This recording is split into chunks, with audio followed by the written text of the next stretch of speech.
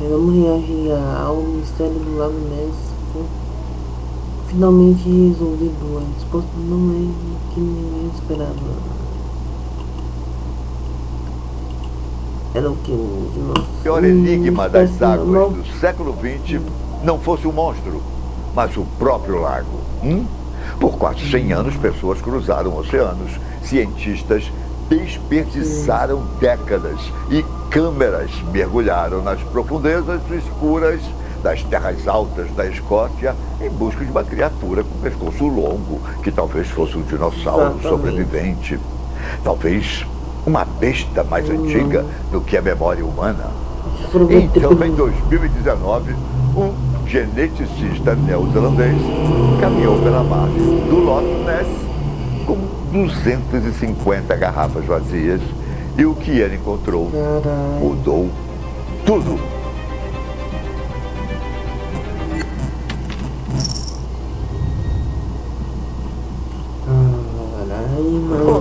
Eu sou Ivan Lima e esse é o meu novo canal, Legado do Desconhecido.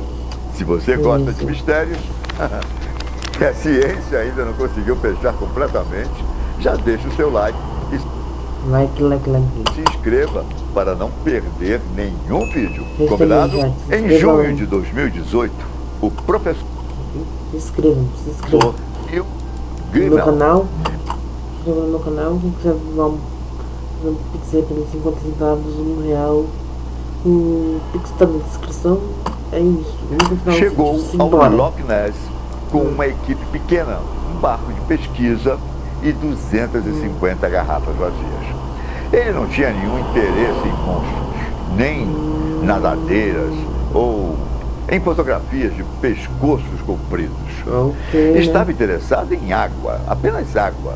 O método era quase insultuosamente simples comparado às frotas de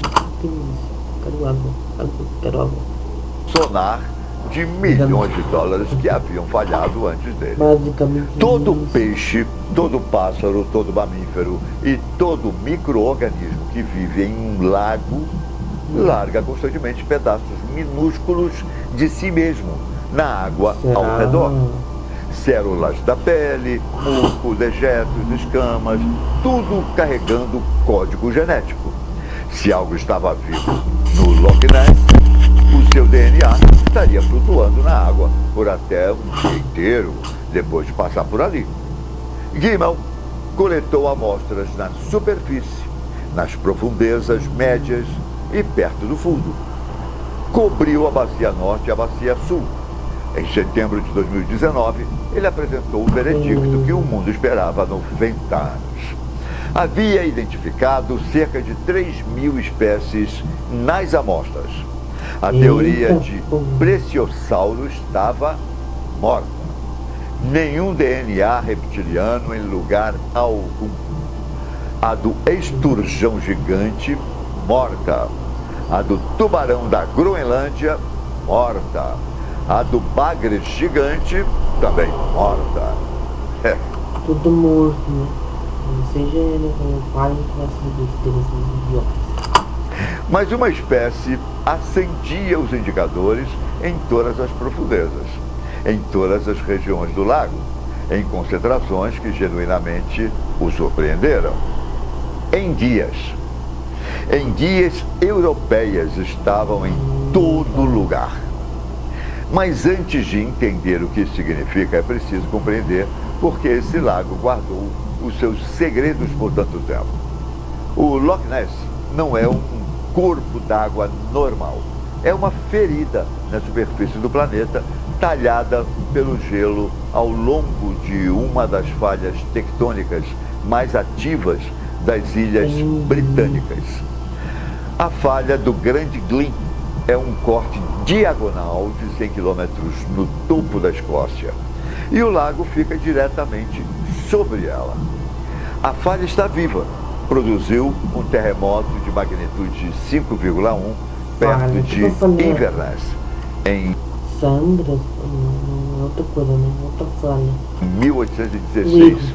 E dezenas de tremores menores que continuam a ser registrados todo ano. O lago tem 37 quilômetros de comprimento e alcança 230 metros em seu ponto mais profundo.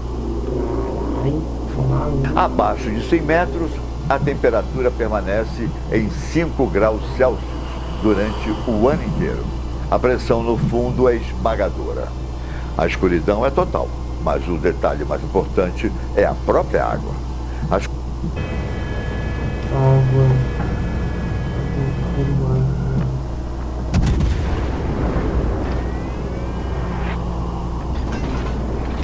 colinas ao redor são cobertas de turfa e a água da chuva drena por essa turfa antes de fluir para o lago, liberando compostos que tingem a água de cor de chá forte. A visibilidade subaquática é frequentemente medida em centímetros. Você pode mergulhar à mão em um dia ensolarado e perder de vista os seus dedos antes de molhar o pulso. Câmeras são essencialmente inúteis. O lago é, para todos os efeitos práticos, opaco. É por isso que uma lenda de monstro pôde sobreviver aqui por mais de um milênio. Você não consegue enxergar dentro do Loch Ness. Só consegue ver o que brevemente sai dele. Há também uma propriedade estranha de... Mas um dia sai, não sei por dentro do meu respiro.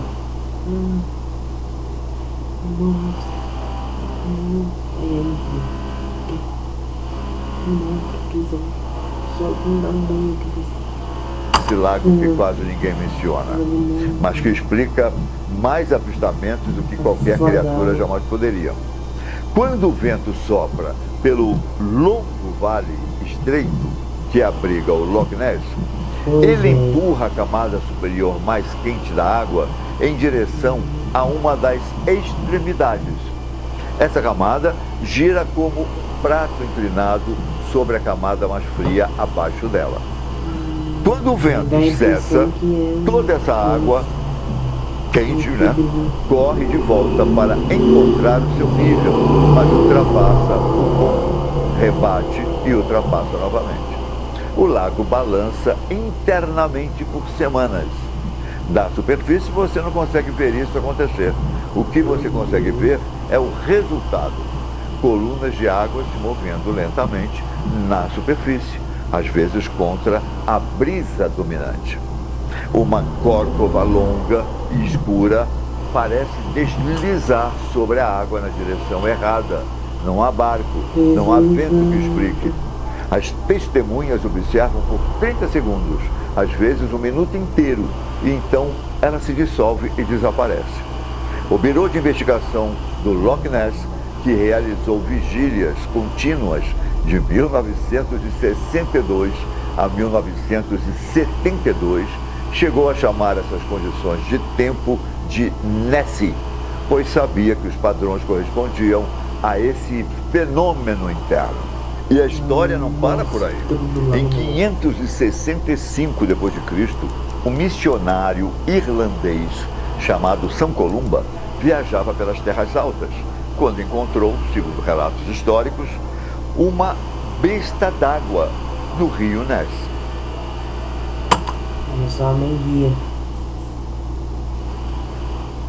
A criatura é descrita emergindo com um rugido estrondoso. Por séculos, isso foi tratado como folclore medieval. Mas em 2014, um geólogo italiano apontou algo que ninguém havia notado. Aquela descrição de rugido não soava como um animal, soava como um terremoto na falha do Grande Glen, acompanhado de uma liberação súbita de gás pelo leito do lago, produzindo uma perturbação violenta na superfície. Isso não é tão estranho quanto parece. Quando o terremoto de Lisboa atingiu Portugal em 1755, a mais de 1000 quilômetros de distância, o tremor viajou até a Escócia e produziu uma agitação registrada no Loch Ness. O lago responde ao planeta de maneiras que nenhum outro corpo d'água doce da Grã-Bretanha faz. Bolhas sobem, a água fervilha, frentes de superfície aparecem do nada. Você pode acabar enxergando tudo. A falha está constantemente sussurrando Tudo bem no espaço no... para o lago acima dela. E as enguias? Bom, as enguias europeias começam suas vidas no Mar dos Sargassos, entre as Bermudas e o Caribe. As larvas derivam no continente do Golfo por até 11 meses antes de chegar às costas europeias. Elas migram pelos rios e se instalam em lagos de água doce por períodos entre 6 e 20 anos, às vezes muito mais. Algumas nunca partem, continuam a se alimentar, continuam a crescer. E como nunca gastam a enorme energia da reprodução, podem fazer isso por um tempo extraordinariamente longo. O exemplo mais famoso é uma enguia sueca chamada Ale, que foi jogada em poço por um garoto de 8 anos em 1859 e foi encontrada morta no fundo desse mesmo poço em agosto de 2014, com 155 anos de idade.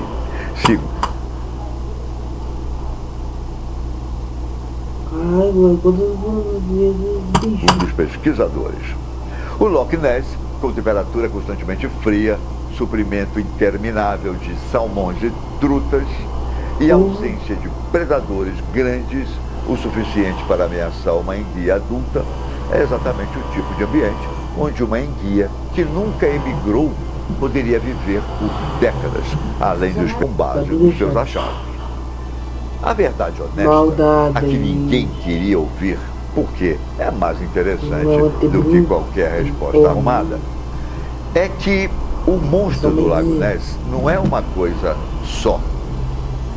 É a convergência de forças se sobrepondo sobre o mesmo corpo d'água. Há uma população vibrante de enguias no lago, possivelmente incluindo indivíduos inusitadamente grandes. Há ondas internas dirigindo corcovas lentas na superfície por semanas após tempestades. Há uma falha geológica viva liberando gás, gerando microtremedores e produzindo perturbações na superfície desde pelo menos o século VI.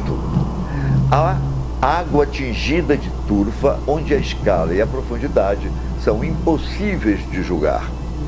E há uma força cultural que, desde que a palavra monstro foi impressa em um jornal escocês em maio de 1933, faz com que cada ondulação, cada tronco e cada truque de luz se torne candidato a algo extraordinário.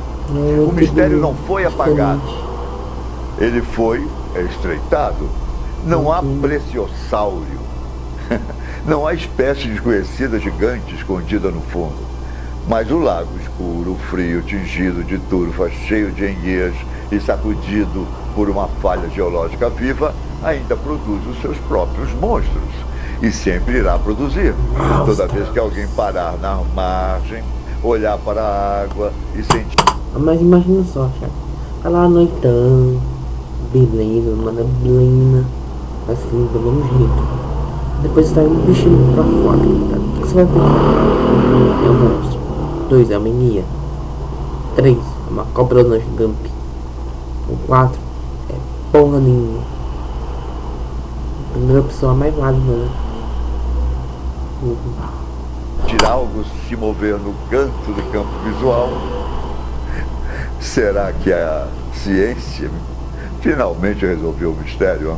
Será? Ou você ainda acredita que algo está esperando lá embaixo, nas profundezas, que nenhuma câmera consegue alcançar?